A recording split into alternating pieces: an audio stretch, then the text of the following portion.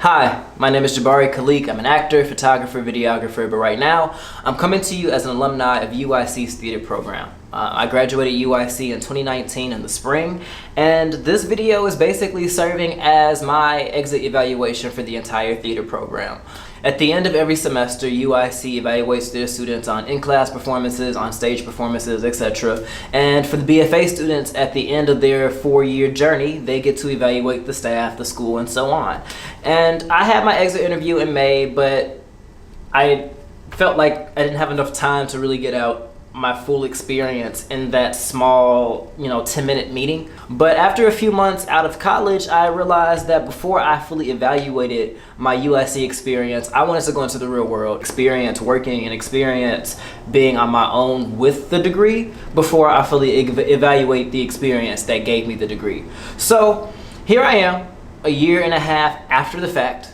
I have this newly acquired BFA, and I have a lot of feelings about my experience at UIC. It's a very, very mixed bag for sure. And with everything going on in the world right now, with everything that's happening in this country, I have just been hearing horrific stories from students, specifically Black students, who still attend UIC.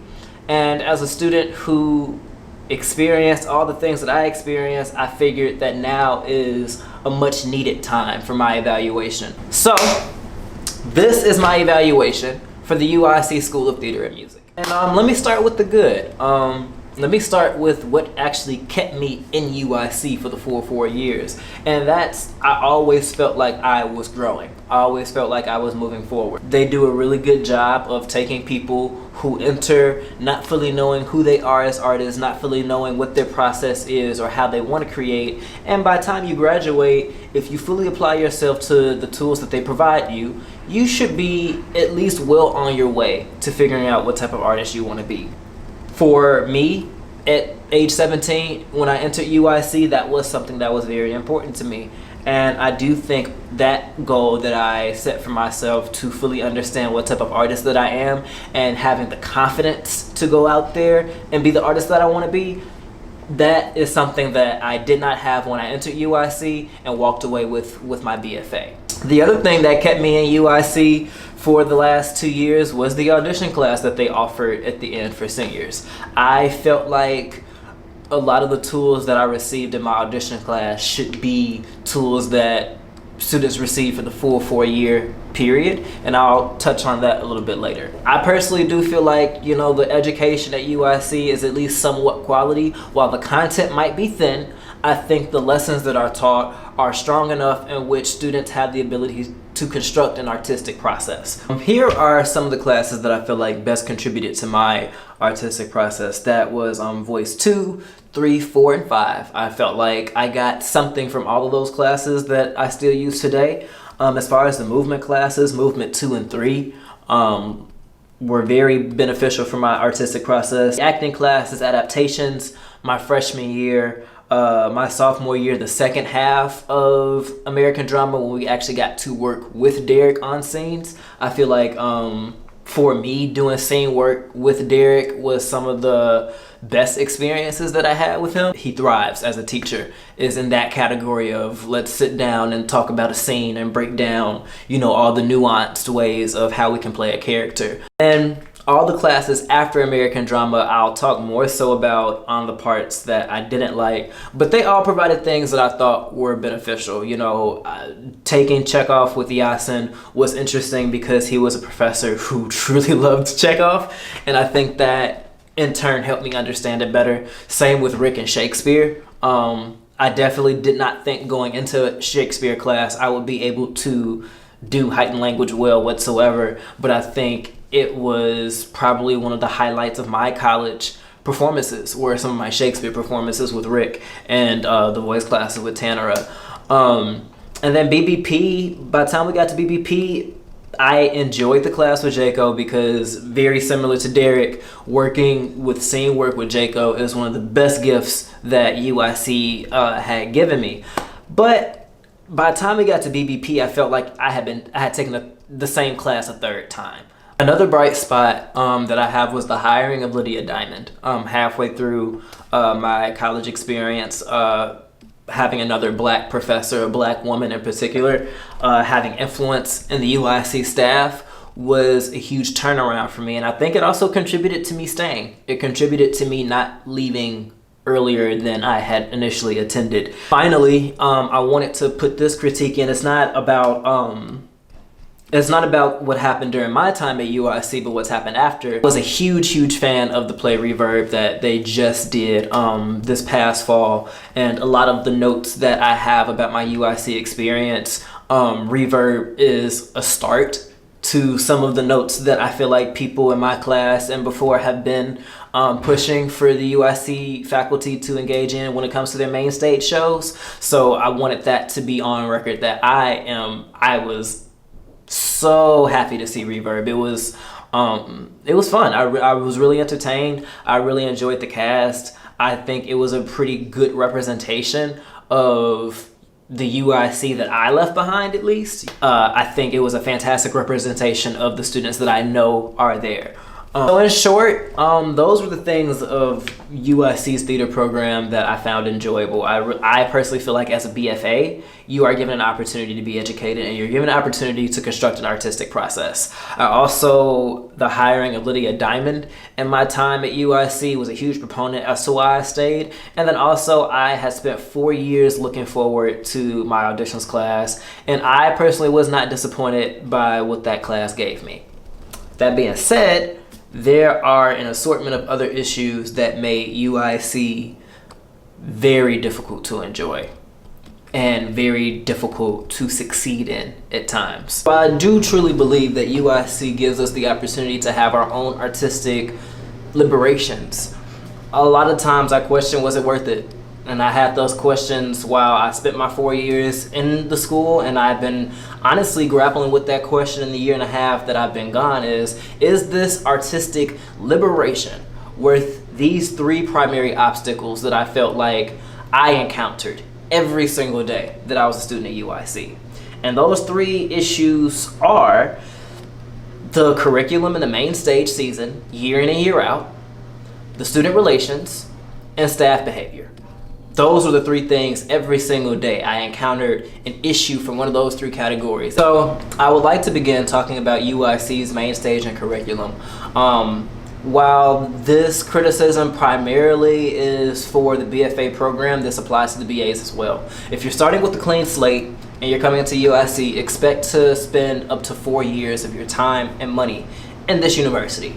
My issue is that currently constructed, this is a 4-year university program that tries really hard to function as a conservatory or a small theater company. They are neither. UIC's BFA program is a very intensive program. We're talking 4 hours a day, 5 days a week minimum for just class time. We're not even talking about electives. We're not talking about other classes that are needed to graduate. We're not even talking about the shows that students will be cast in. We're not even talking about the homework assignments and the papers that need to be written for these classes. 4 hours a day, 5 days a week, just attending the classes. But you need to put in X amount of hours for a particular scene. You know, I think every assignment requires a different amount of rehearsal time. So these students are already pouring in an abundant amount of time just to be regular students in the school. And yet, that's not enough for faculty members at UIC. When it comes to students using their free time to go to work, using their free time to take care of their mental health, to using their free time to pass other classes that they have to pass to graduate to get this BFA in the first place.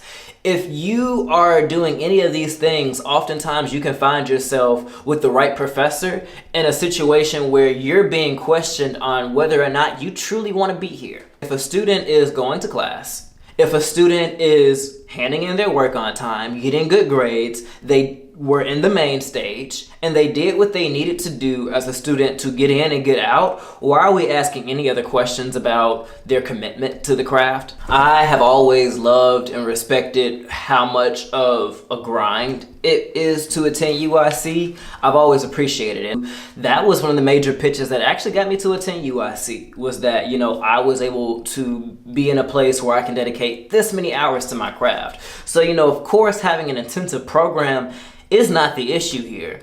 And I've been around students, specifically students of color, LGBTQ students, and just disenfranchised students try to juggle being a UIC student and a parent.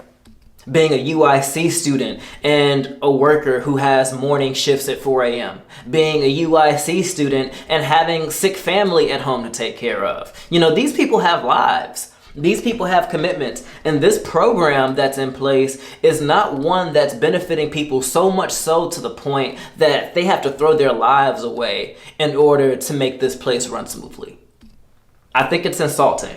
I think it's insulting when UIC tries to demand more time from people than they already give, because it's already an intensive program, and most of the people who are going through this program are doing it because they are very passionate about it already. I think UIC should look into some of the rules that are in place in which, when it comes to availability, who are we to question people's lives and how they're living them? From the politics that are involved when it comes to casting main stage shows, all the way to the pushback that professors and the heads of this department give to students who want to find work outside of UIC, there are a lot of things that confuse me. Truly confuse me. It feels to me that UIC has always been trying to fight for this respect that has not been earned. The main issue that I think plagues UIC's basement is UIC's theater program is in an identity crisis. When I say that UIC demands a certain level of respect from their students, I think it's a level of respect and commitment that goes beyond a 4-year university. I think the things that are asked of UIC students are things that conservatories ask of their students and small theater companies ask of their workers. However, UIC students don't get paid and don't get the connections or the benefits of a conservatory or the benefits of a theater company even. A lot of times, students experience things in UIC's system that makes you think, is this really worth a few credits on a resume? UIC definitely demands a certain amount of commitment to their students that I don't think they give back to their students. I believe professors want a certain level of time and commitment and effort and care. And year in and year out, especially off of what students have been saying for the last 6 years, UIC staff has not been willing to give that same commitment, love, and respect back to the people who are funding this basement. Really hope professors at UIC and professors at all 4-year universities understand is that this university, this program is a vessel for my true passion. This program is not my passion. This program is not where my heart is. This program is supposed to get me to the promised land of where my heart is. And I think UIC definitely functions in a way that if you are a student that is not treating the craft that happens in this program as the passion instead of the vessel, it's a problem. And not only does it become a problem on an academic level, it becomes a problem on a personal level. And I think it becomes more problem on a level in which how the theater functions on a day-to-day. True passion has never been UIC. Our true passion has never been what's in that basement, what's in those conference rooms, and what's in those studios. Our passion has always been the craft, and the teachers and the people who come into these spaces are just supposed to help people transition into the new field. However, the way the staff treats their students at times, you would think the expectation is that UIC is the passion. UIC is the promised land. And that is so far from the truth or the case.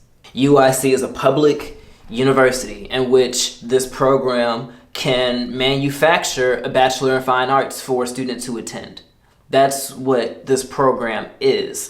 And when it comes to their main stage shows, I just think it's so weird. I think it's so weird how it's run. What it's supposed to be on paper is a class. That's what we're told. Whenever anything with casting is controversial or it comes up and people are upset, typically the first thing the heads of the department will remind us is that this is a class.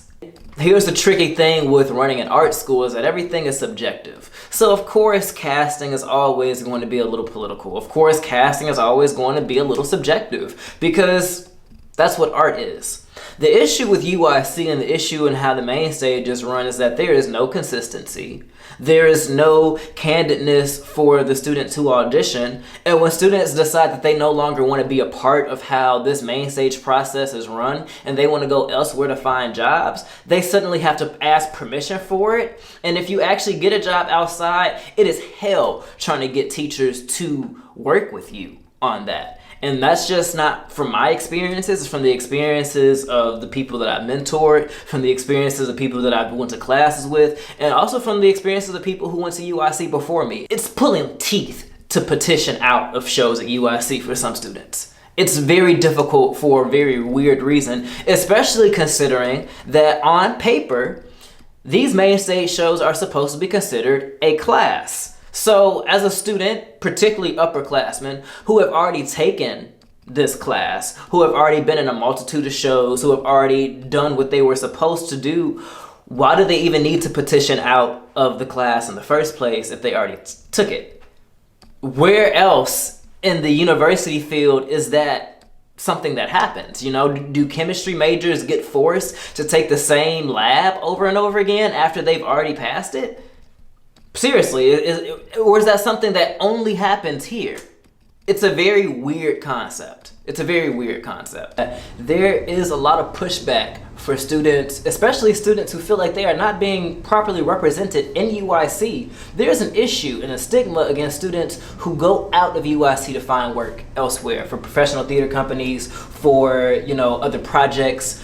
And I've always had an issue with it. Now that I'm out of school, and also now that I'm one of the only alumni that UIC has ever had that had to experience his first year in a global pandemic, man, oh man, do I wish I had some connections. Man, oh man, do I wish I spent more time outside of UIC connecting with the right people, because currently, the students who are most connected are the students who are able to find work right now. UIC ensembles at this point are well over 10 to 12. You know, for my particular situation, the ensemble I was in had up to 17 people. It was a little under 20 of us. And even the classes after me, the ensemble sizes are fairly hefty. So mathematically speaking, all students aren't going to get fed. And I'm going to continue to elaborate how currently there's a system in place where all Black, brown, LGBTQ, and female students, they struggle with particular exposure the most in a school where clearly not everybody can get fed. And I don't understand, especially for the students who have already fulfilled their graduation requirement to do one show at UIC, what is the harm of working somewhere else? Why do we have to ask for permission from the heads of our department to go find work? A serious question that I want to pose to UIC staff is, how many other majors at UIC is that a thing? At my time with UIC's Mainstage, I found myself more unconfident in my artistic process than ever before. Being on the main stage was an up and down experience. And, you know, it started off very, very exciting. My freshman year, I was in the show that is typically geared towards students of color. So I got a chance to actually have a speaking role in my freshman year of college. So I want to acknowledge that, you know, I started off in a pretty decent position. My point of UIC liking to pick and choose what type of school it is began to really come into play when it came towards casting. The issue with UIC's Mainstage is that there seems to be this unwritten rule book that exists when it comes to casting, and it doesn't seem like all students have to play by these rules. It was the second semester of my sophomore year, and at this point, I've been in 2 shows. I had a very small speaking role my freshman year, about like 10 lines or something, and I was an understudy at the beginning of my sophomore year, and we had 1 understudy show, and it was amazing. You know, as far as my classes, I think I had 1 hiccup in voice 2. But outside of that, my grades were A's, maybe some B's for the more academically intensive classes. So when it came to our sophomore year, we did a show that had heightened language. And for people who don't know what heightened language is just Shakespeare or old text that is written in verse that has, poetic language that's heightened. So typically, heightened language is not something that's taught to UIC students until the first semester of their junior year. So when UIC does their heightened language show for their main stage season, typically it's more of a heavier upperclassmen show because upperclassmen have the training. At least that's the unwritten rule that's told to people when they're not cast. When you're a sophomore and you had a really good audition and you want to know why you didn't get cast, typically that's what gets told to you. You didn't really have the experience. We feel like you weren't ready yet. For this heightened language show, I was cast as an understudy.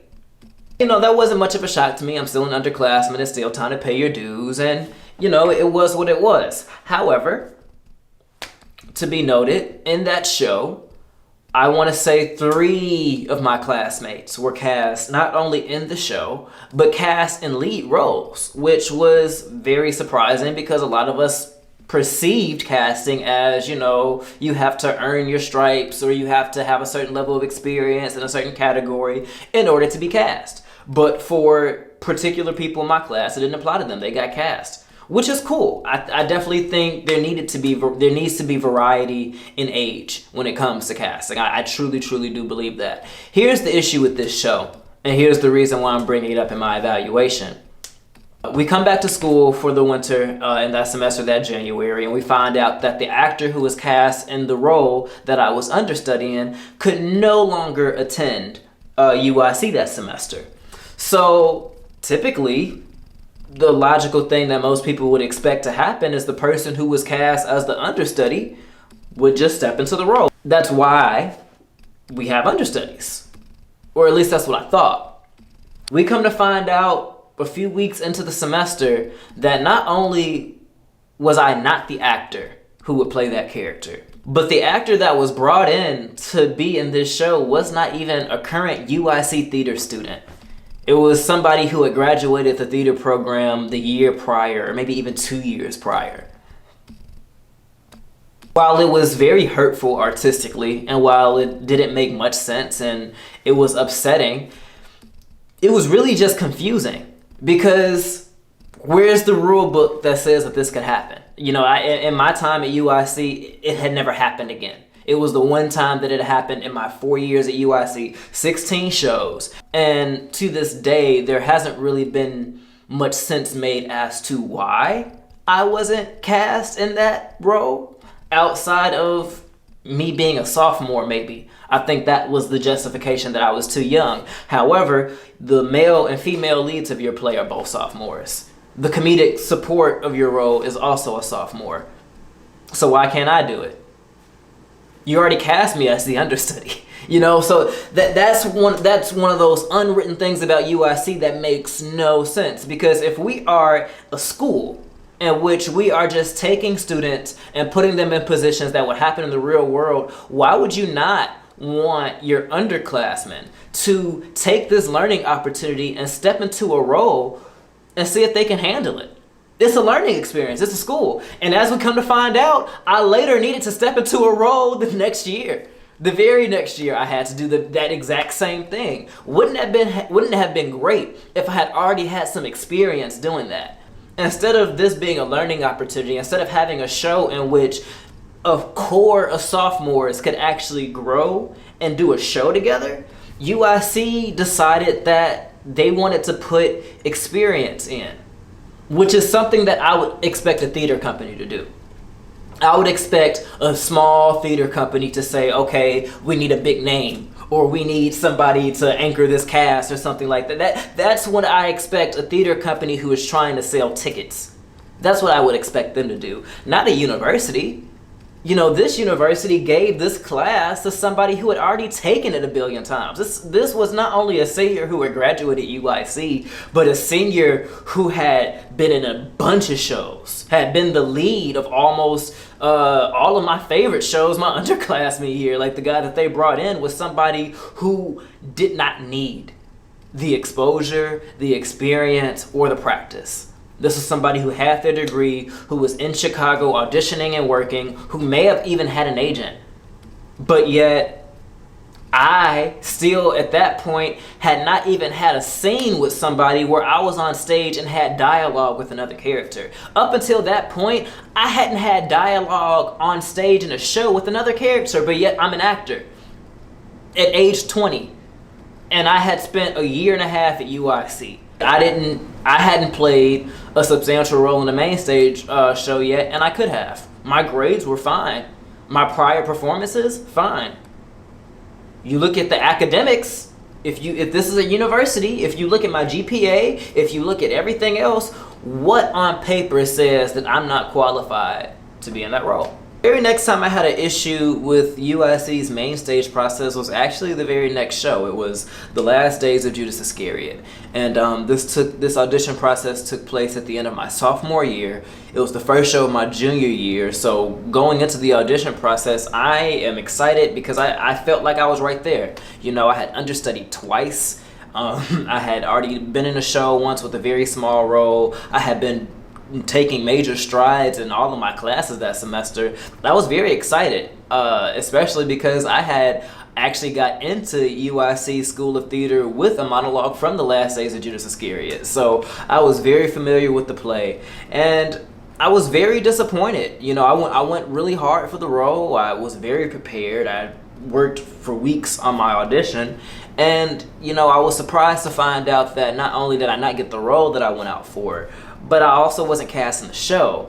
But the true thing that really got me this time around for this show is that it was such a big cast. You know, I was really thinking that no matter what, I had a good chance to be in this production just because the cast was so huge. And ultimately, I was the only male upperclassman not cast in this show. I've been this close apparently for so long, for a year and a half. Essentially, I've been told that I'm this close, and all that I wanted to do in my freshman and sophomore year was to take everything that I was learning and apply it to a character. I knew I was ready. I came into UIC with those skills. I just wanted to take everything that I learned in class to see what would it look like on stage. My grades were fine. You know, my reputation in school as a hard worker and as somebody who delivered quality content every single time, a quality effort every single time, that reputation preceded me. So I definitely talked to Yasin about it because I wanted to know what more do I have to do. And the conversation was something I'll never forget. It was the turning point of my time at UIC. And ultimately, the reason why this conversation is in my evaluation is that I think it highlights the issue of what's wrong with UIC for me. I talked to Yasin about the audition, and Yasin told me how great that he thought my audition was. He thought it was one of the better works that he had seen me do for that year and in my time at UIC, but it just still didn't hit the mark of my classmates. And, you know, he definitely specified his preference of particular classmates of mine, and just his preference of their acting abilities. But then he went on to elaborate that, you know, I'm right there. I'm so close. I should be so proud of the work that I'm doing, because until 2 weeks prior to the audition process, Yasin apparently was unsure about my placement in the BFA program. He was unsure if I was handling it, or if I was overwhelmed, or if being in the BFA program was something that was not for me. I still to this day don't understand what about what I displayed in my first 2 years would ever indicate that the BFA program was too much for me to handle. In my first 2 years, I don't know what happened that would make you think that, yeah, maybe he should switch majors. You know, did I stumble in a class or two? Yeah, sure, it's college. We all have our classes that we don't, you know, excel in too well. But my art, my work ethic, my dedication, my creativity that I had brought as a freshman, the creativity that I brought into the classroom, I don't understand what about anything that I brought to the table at UIC in my entire 4 years would indicate that being a BFA was not for me. So at that point, I had really had to take a long look in the mirror, because I had to really try to ask myself, is all of this worth it? You know, this goes back to this respect that UIC begs of their students. They beg their students to give everything to this school. And when students give everything they have to this school, it hardly gets recognized. You know, I spent so much time thinking that Yasin's criticism of me and my placement in the BFA program was, I thought it had something to do with me.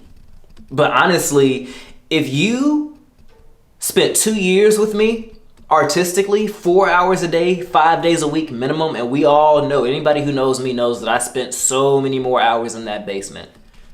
If you spend that long, it's that much time with me as a person and as an artist, and your takeaway is that maybe this BFA program that's at UIC is something that I won't be able to handle, that's just somebody who has not properly evaluated me. And that I do know about myself, and that I do know about my work and who I've always been as an artist. That's bad evaluation on the part of UIC staff. So it came to a point that I wonder, if this is the evaluation of this school, why should I be here? Because honestly, I know what I know what my talents are. I came to UIC for a confidence boost. I came to UIC for experience, and I'm not even getting that. So, you know, moving into that summer, I really did not know if I wanted to be at UIC. I really didn't know if I was evolving. You know, all I was told in my evaluations is, you know, we think you're right there. You know, the very next show, we think there's a place for you in Tartuffe, is what 2 teachers told me. We truly believe that there's a place for you in the next show. And I come to school my junior year, and I audition for the show. It's another heightened language production, and I only get called back for 1 character. And the character that I got called back for was the silent servant. All the other roles have like several different names on the callback list. This one particular role, only 2 actors were called back. It was me and another student, and it was a callback for the silent servant. I don't even get a chance to apply the heightened language skills that I'm learning now in the show that I'm in with this role. So I knew that I was working with Raven Theater. I knew that I really wanted to focus on Shakespeare class. It was not a role I was interested in. And when I come to see the show, when I come to see how this show is staged and how they, you know, do everything in Tartuffe, this silent servant at the end of the play, he is shot and hung off the stage. The cast list was released. I had asked, what was I missing this time? And I was told it was experience with heightened language. I didn't have enough experience in heightened language, but yet the same sophomores who were cast in the heightened language show prematurely were the same sophomores who were cast in the junior year heightened language show on time. It wasn't until we did Intimate Apparel, I was cast as an understudy, and I honestly, at that point, I didn't want to take it. It was Derek. It was Derek who was just like, you better go work with Lydia Diamond. If Derek didn't pull me into his office and say, go work with Lydia Diamond, I don't even stay in Intimate Apparel's cast. But I'm an understudy for Intimate Apparel, and it took the removal of an actor for me to finally step into a role, and now all of a sudden, Jabari's cast in shows. The upsetting thing, and the reason I'm even talking about all of this, is just to say this one point, is that I really felt like I waited a very long time to be seen at UIC. And I know for a fact that my work and my talents were not fully appreciated until I stepped into that role for Intimate Apparel.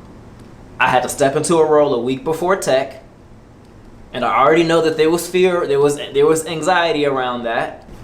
And when it turned out to be okay, I did another show, and I did another show after that. And then after I did those 2 shows, all of the same faculty members and other classmates who did not think I deserved to be seen before were all apparently so proud of my growth and so happy for me at the end of it. And it just was not the positive experience that it looked like.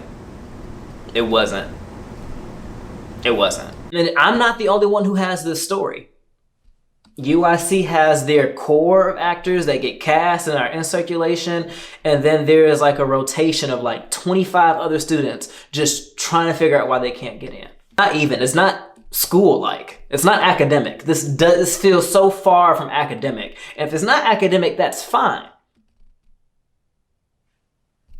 But that's not what the students are told. After completing my 4-year program at UIC, I personally feel like the knowledge that has been most useful to me since I've been out, most useful to me when I was in school, and probably most useful to me moving forward could have all been accomplished in 2 years. I truly, truly do believe that all of the knowledge that I gained in this 4-year journey could have been gained in 2 years if the university so chose to. I know that's not the case and that's not going to happen, but it highlights my point that every year upperclassmen are limping to the finish line. Upperclassmen are struggling to finish because I truly feel like the university runs out of stuff to teach us around the midway point of junior year. And for some BAs and people who don't have the detailed intensive program that BFAs have, you could even say into their sophomore year. Students are tuning out of the curriculum. They're tuning out of what UIC has to give. And it makes you wonder, can I get this artistic liberation elsewhere? Do I need to be here spending this much money and this much time for some confidence? Occasionally, I think that this is a 2-year program in which the upperclassmen limp to the finish lines because most of the upperclassmen are alienated because they do not find solace in plays that were written by dead old white men. They feel alienated because they are people who do not look like them. This is work that's over 250 years old. It is really hard semester in and semester out to be an artist and to try to create, to entertain, and you don't like the content that you're doing. And for at least 6 consecutive ensembles now, dating back to 2014, this has been an issue that's been addressed with UIC's faculty, and there hasn't been anything to change it. It's also really important that you guys keep finding minority work. Minority work. First of all, I think it's important that we have minority work not only exist in the curriculum, but they need to be staples, central parts of our curriculum. This doesn't mean put your minority students in white roles. This doesn't mean just have Latino people in your Shakespeare play. This doesn't mean just include Black people in Chekhov. This also means make Black work for your students to do. Because guess what? Your white students don't have to code switch like we do. You know, I love my range, but in UIC, I had to learn Kazi, but I also had to learn Trigorin. But typically in the real world, I'm going to play Kazi more. I only got to play Kazi once, but I got to do Chekhov abundant amount of times. How does this curriculum prepare me for the industry?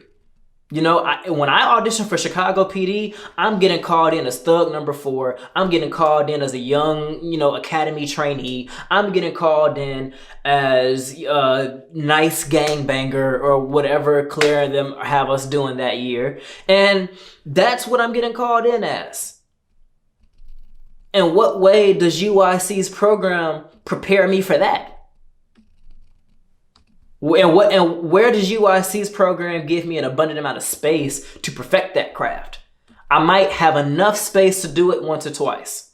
I might have enough space to get it and mess up, maybe. How many times will I be able to perfect my craft? The white girls in my ensemble had a whole season of just Caucasian work. They had a whole season of just stuff that, we can really apply ourselves to these particular roles. Not only are these roles in correspondence to what we're studying, but also this is something I might book. And yes, Black people can book Chekhov roles. Black people can book Shakespeare roles. But those auditions have been few and far between. I'm going to tell you that right now from what my agent has been sending. I've auditioned for Shakespeare twice. And one of them was a choice. I said, let me audition for Shakespeare. I'm not getting called in for the things that are on UIC's curriculum. This is not serving me on a professional level whatsoever. We need roles made for us. One of the reasons people are trying to figure out, what was the thing that grew me so much. I think people didn't start paying attention to my work until I started playing characters that looked like me on the main stage. There's this strong perception that, you know, I had this magical transformation, you know, in my upperclassmen years, and it's just no. For 2 back-to-back shows, I was a black man playing black men. I stepped into a role and played George, and then I did Kazi back-to-back. And yes, I'm going to look more confident playing Kazi than I will Trigorin. I love Trigorin. Trigorin was fun. I had fun, but at the end of the day, it's not close to me culturally. And I think it puts a lot of UIC students of color are at a disadvantage. There's not a lot of work that's close to them.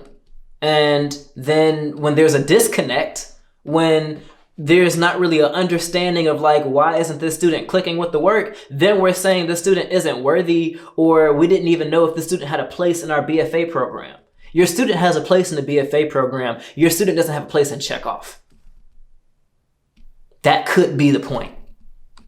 Your student just might not be a Shakespeare student. Your student just might not understand Waiting for Godot. Like, your students just might not care. It's so far from what we do in real life. And I'm not trying to say that there's no place in it for academia, but we take 3 of these classes. I think we only need 1 Chekhov Shakespeare BBP. Only 1 should be required. The other 2 should be electives. We could be using that class time to be doing work that actually prepares us for the roles that we're all going to be called in. Not just the works that our teachers are passionate about. Not just the works that, you know, provided particular foundations. It's great that we're getting a history lesson. I feel very enamored and I feel very connected with the history of theater, but I don't know how to book a job for one.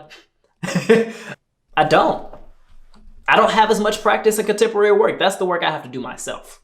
And that shouldn't be, because I'm paying UIC thousands and thousands of dollars to give me these opportunities. But yet I'm still finding myself going outside the school that I'm paying tens and thousands of dollars for to get something that should just be in the curriculum. 4 hours a day, 5 days a week. Just class time. That is a lot of time to dedicate to a curriculum that does not reflect you. Like, seriously, could you do it? Yasin, could you take limited exposure to Chekhov for 4 years? You get to be an actor, you get to work every day, 10 hours a day, 30 hours a week, or whatever the number is, but you know, only this much Chekhov. Rick, could you do that with Shakespeare? Act for 4 years straight, only a little bit of Shakespeare though. My favorite thing about Christine Mary Dunford were like these beautiful nuanced adaptations that she would talk about and fantasize about. But if that was limited, and instead of all the works that you guys are so passionate about, I'm giving you 3 years of nothing but Lynn Nottage, Christiana Ray Colon, and Luis Alfaro. Maybe a little bit. Maybe we'll give you 1 main stage show every year that's either Chekhov, Shakespeare, or BBP. Not all 3, but 1 of the 3. And we're going to pick 1 show each year that's going to reflect 1 of those 3 categories. And hopefully you'll be available to do it. Hopefully you'll get cast. Hopefully politics won't do it, whatever. Good luck. We do 16 in your time at UIC. And, you know, I clamored for 5 or 6 opportunities. You're not going to get anything substantial as an underclassman. So now we're talking about 2 shows. You get 2 opportunities to play a character that looks like you. Please stop calling Black students in your white shows diversity. It's not complete diversity, it's inclusion. Everybody's included, but your work isn't really diverse if you're making art that not all of your artists can connect to. My best friend took a whole semester in Chekhov, and she didn't do anything but say a monologue on a chair and walked off the stage. No love there. You know, she doesn't love that monologue. What did she do in that class? What did she get out of that class? Last thing about the curriculum I want to talk about is the BA program. When it comes to the BA program, I just want to frame it like this. All the things that I enjoyed about my experience at UIC was all because I was a BFA. All of it. If I was a BA, we're having a different conversation altogether about my experience at UIC. Completely. If I feel how I feel as a BFA, Please just take a second and imagine how these BAs feel. This program has drastic, unequal opportunities for both majors. They just do. And I know for a fact that faculty is aware of this. I mean, come on, like there's only one Jason Martin. And you know what? I think his teaching measures are fun and enjoyable. And some of the highlights of my voice training was with Jason. He's only one man. BFAs have a roster of teachers who are there every day, full time.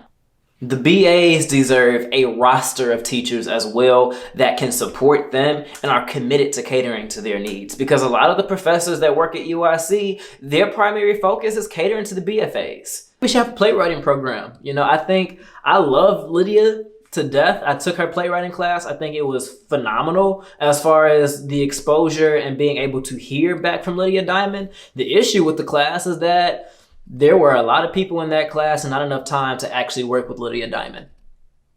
You know, we're kind of at the point where I think your students might be telling you that you could make a small program or at least, you know, a 3-level class. I think there should be some type of small playwriting program there. I think students can really benefit from that. I think students can be able to write plays and then have their other students be in these plays that they write. That way we won't need the main stage so much. But a lot of us can't write. I know a lot of BAs who have left UIC's program and they feel like the success that they have gotten was in spite of UIC's curriculum, was in spite of the program that was put in front of them. They were like, I'm gonna take this and make something out of it. You know, there's not enough depth in that program. And I think it affects the entire school.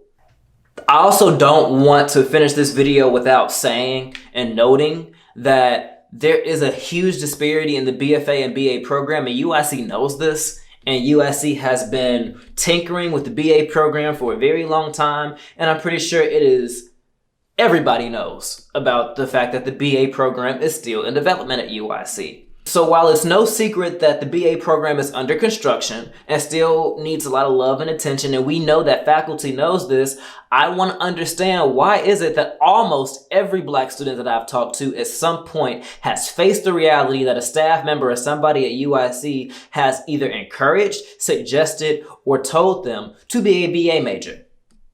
Whether it's at orientation freshman year, whether you're a BA who has been repeatedly denied entry to the BFA program, or if you were already in the BFA program to start and a teacher suggests that maybe you should switch or drop out. I want to know why is it the case that the vast majority of Black students at UIC have been ushered into this program that we know is not fully right. I've experienced it. I know that the people close to me have experienced it, and I know that there have been Black students who have been older and younger than me who have experienced just this ushering into the BA program, just like, oh, you can't handle this, go there. There were so many BAs who came to talk to me who told me that the BA program wasn't what they thought it was. There were so many BAs who I know who entered UIC's program thinking that they were going to be a BFA, but they come to class and see on their schedule that they're BA. There have been a lot of stories that have come up like that. So I definitely wanted to make it known in this recording that that's something that should be investigated. How many Black students have been asked to switch to BA or have been denied access into the BFA program? And why is that? Because that, to me, is gatekeeping at the highest level. And as artists, why are we still gatekeeping? I just cannot reiterate this enough. UIC's BA program is not designed for people who want to act. It is not designed for people who want to write. The BA program is designed for people who want to work in theater, but want to be able to do a little bit of everything. That's the best way to describe the BA program at my time at UIC. If you're a person who wants to do a little bit of crew, a little bit of writing, a little bit of acting, then yes, UIC's BA program might be perfect for you because it's like you're sampling all things that are theater. But there is no concrete playwriting program. There is no concrete BA acting program. There is no concrete BA tech program. There is a decent design program, but I'm not going to comment much on the design track just because I didn't take too many classes there. But I know for a fact that the writers in the BA program, the actors in the BA program, and even several people who just are interested in crew activity in the BA program, they're just thrusted in this program that makes them do things that they don't want to do. If you're an actor, in the BA program, you're not spending the majority of your time acting. You're not spending 4 hours a day, 5 days a week acting. If you are a BA who's passionate about playwriting, you're not spending 4 hours a day, 5 days a week playwriting. I cannot stress this enough for people. If you are interested in being an actor, I tell people straight up, do not join UIC's BA program. If acting is what you want to do not join their BA program because you just won't do it. There are so many BAs who walk into the BA program and feel like they didn't learn enough, who feel like they didn't gain enough, who feel like they wasted 4 years not applying their talents enough. The BFA students get told to switch to BA, while the BA students get told to drop out. That's the consistent pattern that I hear across the board, specifically from your students of color. And I get the tough love to an extent. I get the deep honesty to an extent. But I do know that there are white students who have come through UIC who don't do half the work as some of these people, and they don't get the, have you considered other business avenues? Have you considered the BA program? Have you considered this and the other? They get their C and they run right along. Or B, or A, if we're being honest. The way the school is trying to function as a school, it's not.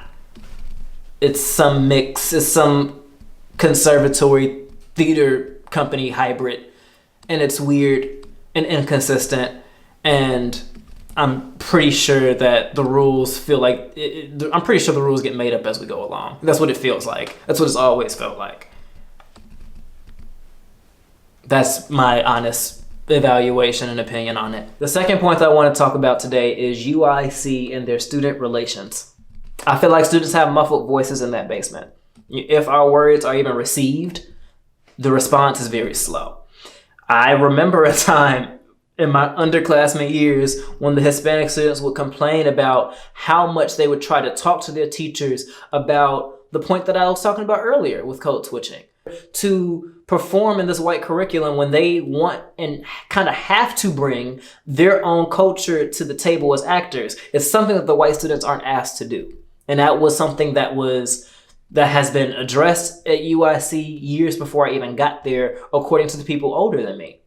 And it took until 2018 for us to have our first Latinx show.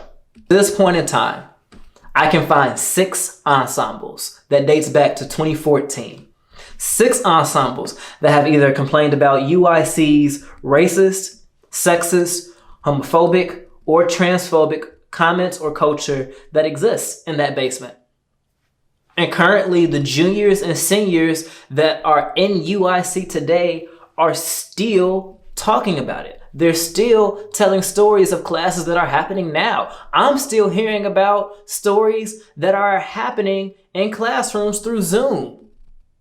In my class, we were vocal about things. I felt like we were very nice about the issues that we were facing. There was enough people saying like, hey, this is happening. And to hear 2 years later that the stuff is still happening, it's just like, why do we evaluate you? If you're not going to change, why do we evaluate you? You don't treat your students all the same. You don't. And that is understandable. We're human. I think in every institution that issue exists. Favoritism exists in every single institution. The thing that makes it so egregious to play the blatant favoritism that happens at UIC, the work that we do is subjective. It's art.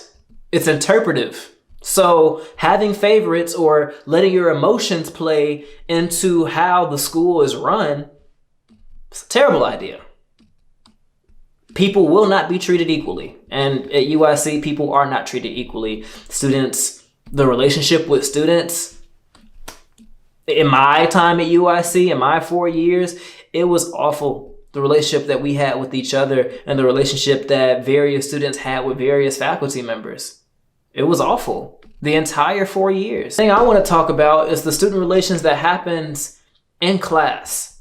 And it's these little things. There are these little things that happen at UIC that add up and create a huge disparity when it comes to what type of experience did you have at UIC.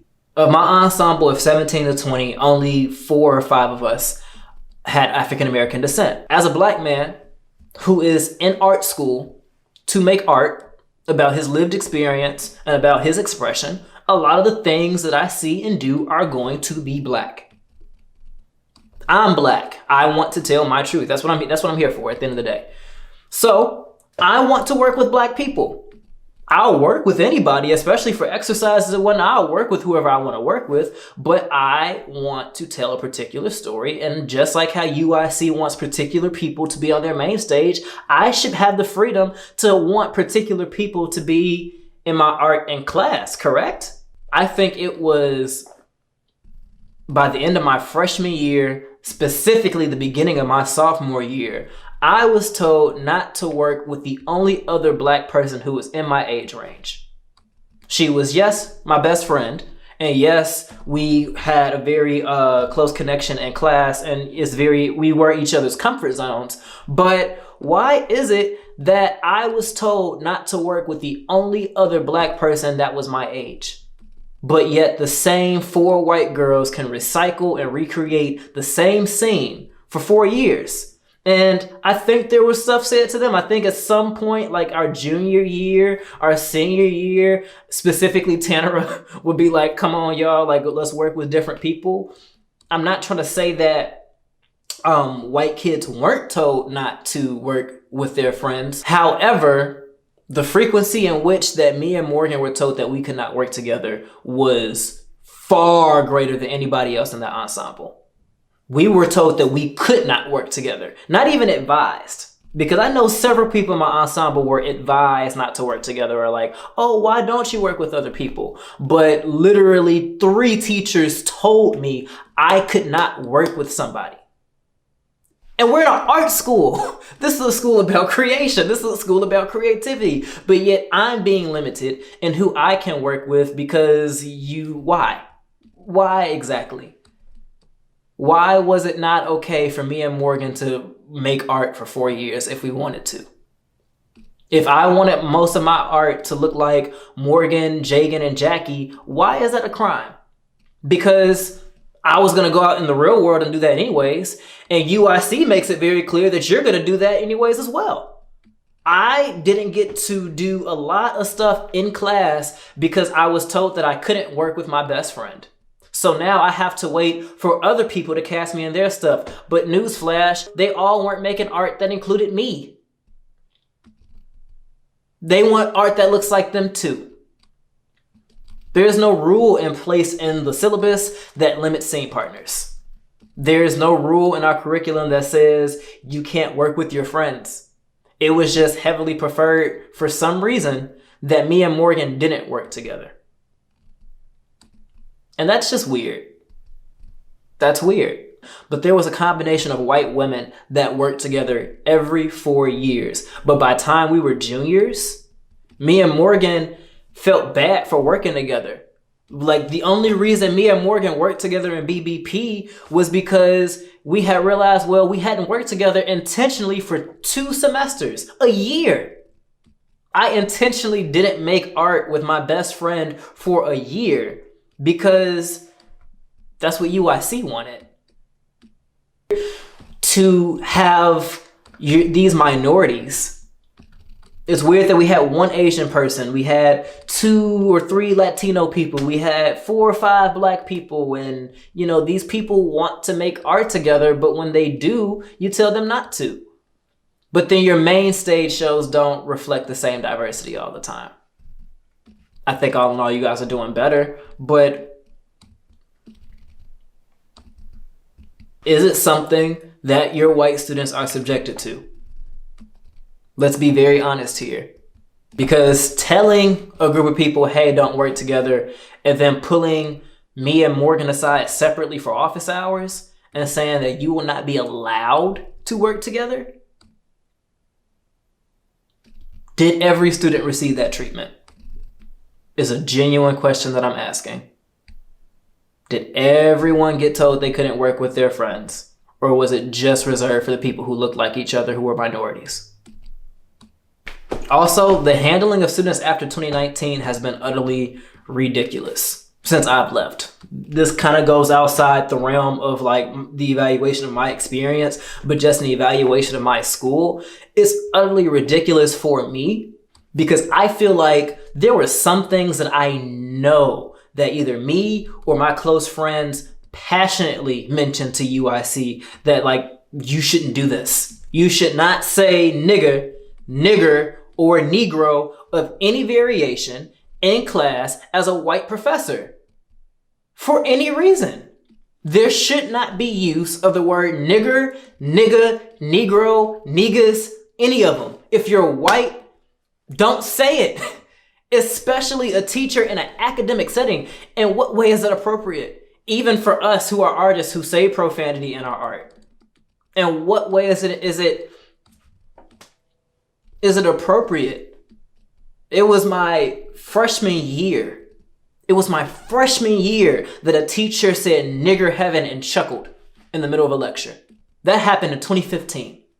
It was in 2016 that a voice teacher said nigger in class as I believe it was a way of teaching. And then when students said don't say that, there was a whole crying session about it.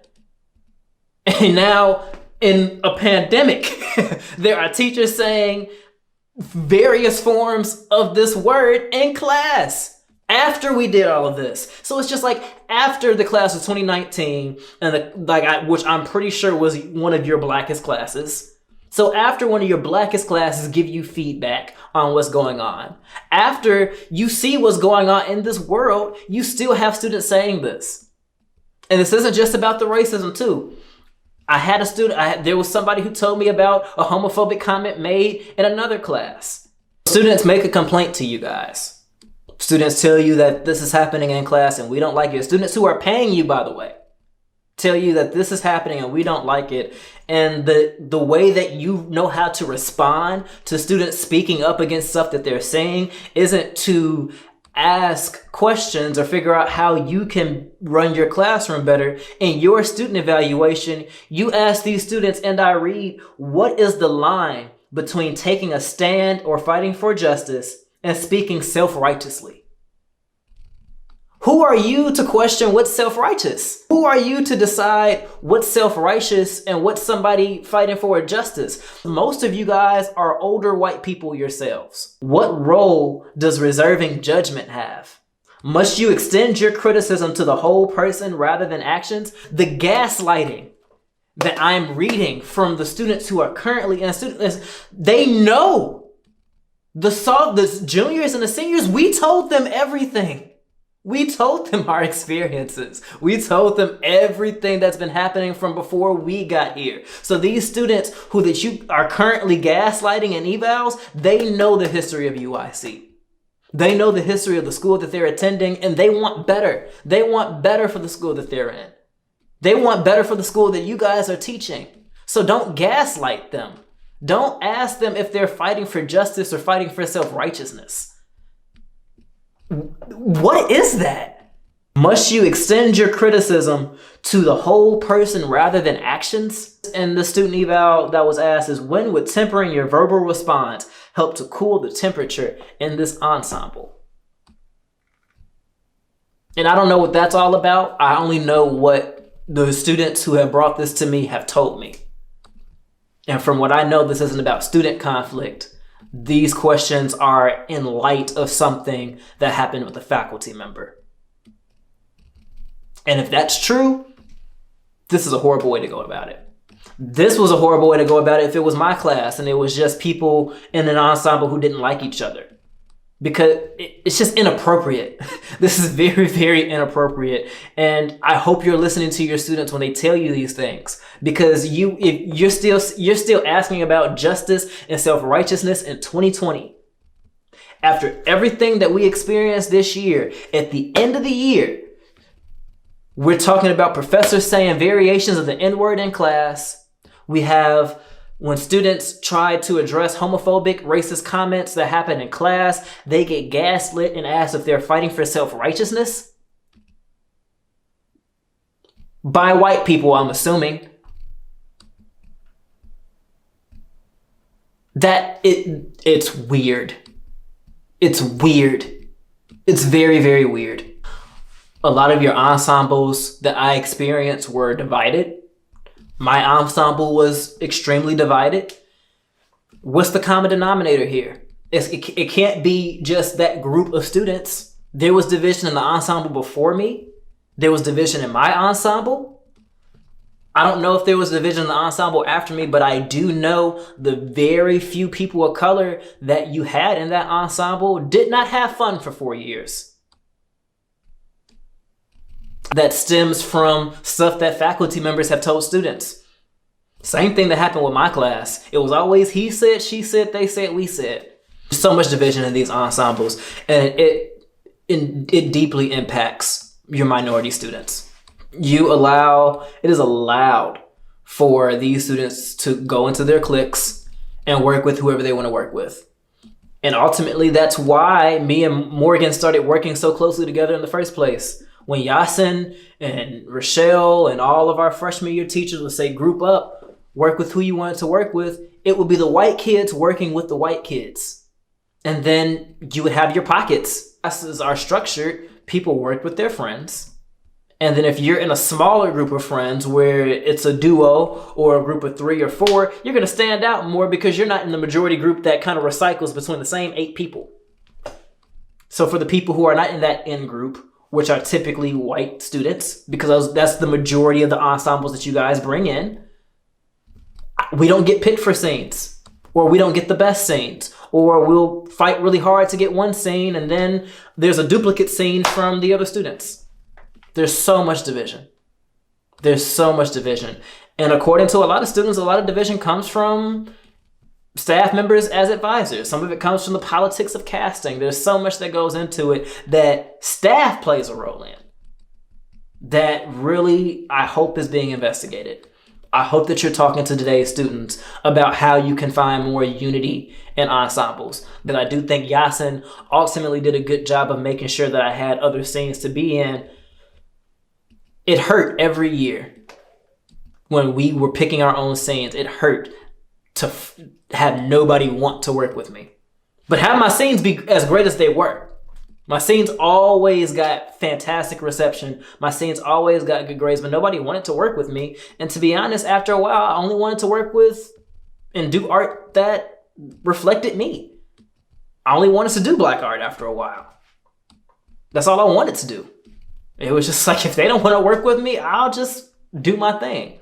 But then UIC looks at me and I'm looking like I'm doing this with them. It looks like I don't have a place in this BFA program. There's now the perspective of how faculty and the entire school looks at me is completely different now. All based on dynamics that started in the classroom as freshmen. I've heard a story about quite literally every single other staff member when it comes to doing an action or saying something that contributes to the culture of homophobia, racism, misogyny, or transphobia. If the teacher who said it wasn't racist, they definitely said some racist shit. At the end of the day. And it doesn't matter if the person who called it out is trying to be self-righteous or they're trying to fight for justice. Because at the end of the day, whatever was said was freaking racist. If you are a white teacher and you are saying the N-word, that is inappropriate. You are contributing to a culture of racism, bottom line. And that alone should just be the thing that pisses everybody off, so much so to the point where it doesn't happen again, but professors are still saying variations of this word. And for what? For what really? Because I always hear the argument of it's for education purposes, but we know what the word sounds like. We know the word. We see it. We read it on the sheet of paper that we see. We don't need to hear a white person say it. And y'all have heard this before, but white professors are still saying the word. I think UIC's staff is so concerned about being called racist, being called homophobic, being called sexist, that y'all not even really thinking about how quite literally you are probably contributing the most to these structures because you actually have a system in place that's contributing across the board to all of these things. Whether you have a racist bone in your body or a sexist bone in your body, whatever it is, UIC has a system in place that supports all of these things. And for years, you've been told about it. For years, people have complained about it. But y'all think just because y'all made Reverb and you slapped a nice, cute slogan on there, we think that the racism just disappears? Seriously, UIC's slogan for this season, what is it? A need for reckoning? A need for change? Yes. Yes. There is a need for you guys to finally stop doing the things that you're doing and finally listening to these students. These students are going to a UIC 5 years older than the UIC I first stepped foot on. There should be 5 years of growth. There should be 5 years of just better behavior from grown ass adults. And it's just not. It's so disappointing.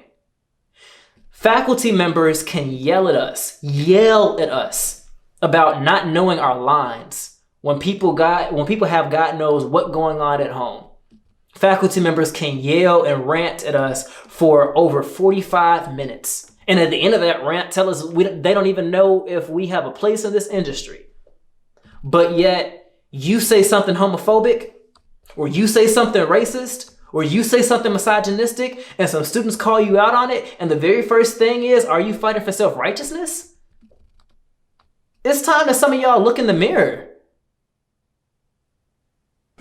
So what is the goal here? What's the mission? Because you have professors who don't respect the names of students, their sexualities or their gender identity, their racial sensitivity, their mental health. All of these things have been complained about for years and years on end. I've been around for a lot of it. The things that I hear from the students of today, I personally feel like the professors are worse in the last 2 or 3 years than they were when I got here in 2014 and 2015. Like, what is the mission here? Who are you trying to serve? And who do you think pays you? It's disgusting to hear all the things that me and my classmates experienced. All the trauma that some of my classmates endured, the verbal abuse that a lot of my classmates endured, the stress that people like me and other students who attended this school have endured. We have evaluated every semester. I know for a fact we have spoken up every semester, and it's baffling to hear that the behavior may have just gotten worse. It's disheartening. It makes it hard to be proud to say that I went to UIC. I am ashamed that this school has my money. I am ashamed. Because all in all, the majority of the staff members who get this message will not care. The majority of the staff members who will hear about the students who evaluate them, they won't care. They won't change. Because I don't understand how you can hear the things that were in this video, the things that I have been saying for the last X amount of minutes. You can watch this and experience this and hear that this is what you're doing to students that you're supposed to care about, allegedly, and you're going to do the same thing. And not only are you going to do the same thing, you're going to double down on it for 6 consecutive years minimum. What you guys say matters. And you guys know that. You guys know how much what you say matters. We are in a subjective, opinionated field, studying an objective, opinionated craft. And if you can't construct safe spaces for Black students to operate in, you don't need Black students. You don't need brown students. If they're going to continue not to be heard. I think there's such a huge concern of how do we not get labeled racist? How do the kids not view us as racist? How can we prove that we're not racist or homophobic or misogynistic or whatever the particular incident is that's happening at UIC at that point? You guys are so worried about trying to figure out how to disprove the headline, in my opinion. There isn't enough action being done. You guys go to that conference room every week, or at least when I went there, y'all was in that conference room every week. Are there no discussions about what students are feeling or saying that happens in these meetings? What do you guys talk about? When the entire faculty gathers in the conference room on a Wednesday afternoon, why is the subject matter of how we are addressing our students not improving? Why is it not improving? The issue with UIC and their staff behavior is that none of these behaviors are upsetting to them. It doesn't upset Christine. It doesn't upset Yasin enough that faculty members are saying nigger in their class. It doesn't. Because if Yasin or Christine was upset as they should be, teachers wouldn't feel the need to ask students, are they fighting for self-righteousness? They're fighting for self-respect. It's ridiculous. In 2020, after the year that we had, after the year that your students had as art students, this is the semester that we had for them? A need for reckoning. A need for change. That is what UIC began this season, this Mainstage season, talking about. A need for reckoning, a need for change. And they're so right. Desperate need for change. And the biggest evidence, I think it's in Lydia Diamond. I think that single hire changed my trajectory at school. It took Lydia Diamond. It took y'all hiring a black woman for somebody to say, I see potential in this person. I think this person can do it. Nobody said it to Lydia. I mean, technically speaking, I guess Derek said it first because he cast me first, to be fair. But outside of Lydia and Derek, nobody else said, let's give this kid a try. And if Lydia and Derek didn't work at UIC, let's be honest, I don't think I would have stayed. Because why would I have stayed? What was the incentive? The wealth does not spread. The wealth was not spread at my time at UIC. There were 2 or 3 students in particular who got constant exposure, who have endless credits on their resume. And you have people like me who had about 3 or 4 roles, and I'm one of the lucky ones. I'm fortunate to say that I have 4 roles. And that just shouldn't be the case, because we have 16 opportunities to work on main stage shows. We have 16. And I really hate when staff members say, oh, if you don't get cast in the main stage shows, join something that's student run, because student run productions don't get the budget that main stage shows do. They don't get the rehearsal space. The main stage shows, they take up half of the theater building. If you're running a student run production, you have to kind of do all the things that UIC discourages you not to do, because UIC typically discourages you from doing anything that's going to take you away from the classwork. If you're in Chekhov class, if you're in American drama, if you're in Shakespeare, that is your number 1 priority as a UIC student. That's what we're told. Your classwork comes first. So considering that the main stage takes up most of the afternoon and evening hours, student run productions are not the most effective way to develop your art and to develop your craft. They're just not. They're good ways to test some stuff out. They're good ways to lab and experiment. But we all know that the true development happens by actually being in productions, by actually doing the thing that we're trying to do in the real world. UIC does not function as a vessel. UIC is far from a vessel. UIC believes that it's the destination. What is UIC's mission? Like, what is UIC designed to do? On paper, to me, it looks like UIC's program was made for somebody who's never acted before to come in, take some classes, do a show or 2, and then, you're well on your way and you can call yourself a trained actor.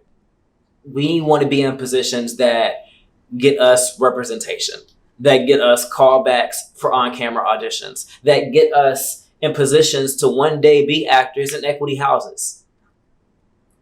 Really, what does UIC do to contribute to that? Because UIC tells us to be grateful that we do 2 shows in 4 years. UIC tells us, hey, if you can do 2 college run productions that last for 2 months, that should be enough because we gave you this training. And then when you look at the training, when you look at how the teachers treat their students, it's not like students are getting quality treatment. And then UIC never wants to adapt. UIC refuses to adapt. I have a list of grievances from UIC students of today, and we're still talking about a Barbanel saying nigga in class. A Barbanel said nigger heaven to me in my class in 2015. 5 years ago, a Barbanel said nigger heaven and laughed. And as recent as 2019, 2020, he's dropping the N-word online. UIC refuses to change. UIC refuses to put people in place who are willing to adapt to change.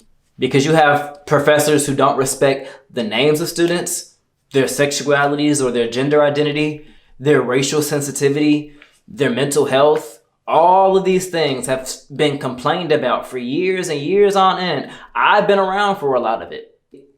The things that I hear from the students of today, I personally feel like the professors are worse in the last 2 or 3 years than they were when I got here in 2014 and 2015. Like, what is the mission here? Who are you trying to serve? Things that me and my classmates experienced. All the trauma that some of my classmates endured, the verbal abuse that a lot of my classmates endured, the stress that people like me and other students who attended this school have endured. We have evaluated every semester. I know for a fact we have spoken up every semester, and it's baffling to hear that the behavior may have just gotten worse. It's disheartening. It makes it hard to be proud to say that I went to UIC. It makes it very hard to tell people proudly that I was a student here. And I remember how excited I was to be a student here. I remember how excited I was to be a UIC student when I was 18 years old. I remember how excited it was to say that I was a BFA actor for this department. I'm ashamed. Because all in all, the majority of the staff members who get this message will not care. It's disgusting. And it's disappointing. And I'm so sorry to say that I am alumni here of this school. I want so much better. I want so much better for the students who go here. UIC students in particular, UIC kids do not deserve the treatment and the system that is in place at this school. It's so upsetting. A lot of staff members at UIC need to be reminded this simple fact. UIC is run by the students. Without students coming in, you don't have a school. You don't have a school without these students paying you their money. These kids who are paying out of pocket, who are trying to figure out how to make it work, these are the students that this school belongs to. It doesn't belong to anybody else. It does not belong to Christine. It doesn't belong to Yasin or Tanara or Derek. This school functions as smoothly as the students who go there allow it to. Without these students, you just work in a basement with odd colored walls and uncushioned couches, with deformed closet spaces that you call a studio classroom, with just a pair of black painted rooms that have singular balconies that we have to call a stage. That's all that UIC is without these students. It's those students that those half-packed matinee houses on Wednesdays are coming to see. It's the students that half of Harrison Street comes to those 4 Fridays out the year to get some of that free Neil pizza. They're not coming for Rick, Jason, Rochelle, or anybody else. They're coming for the students. The upperclassmen who currently attend UIC, they were my mentees. They were my underclassmen. You know, they were people who I have been watching grow up in this still broken school system that you guys are running currently. When Neil and Jason assigned me to most of these now upperclassmen at UIC, they told us to guide them, to support them, to look after them on their artistic journey. And that's what I'm doing right now. I just wish their professors were doing the same. What does it say about UIC that the majority of the Black and brown students who graduate from there only have stories of embarrassment or abuse? And what does it say about UIC that most of the people who have worked there, have been working there, have been doing it for a very long time? I can even trace some of these 10 years back to when I was in elementary school. What does it say? A need for reckoning, a need for change? Y'all damn right it is.